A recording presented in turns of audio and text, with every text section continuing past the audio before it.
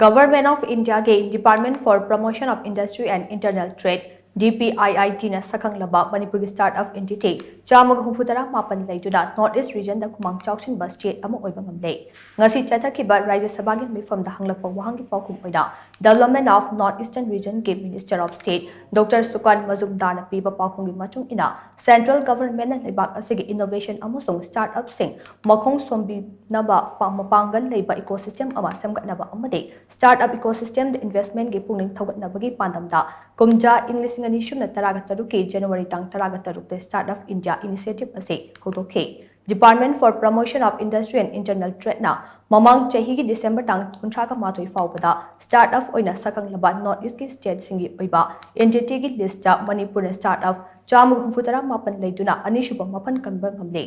Assam ne startup ki entity lising amaga chamri marifu mapan leiduna North East region da mangchil thaba state oide Haibam matam asi fawgi manungda North East region da puna startup ki entity lising aniga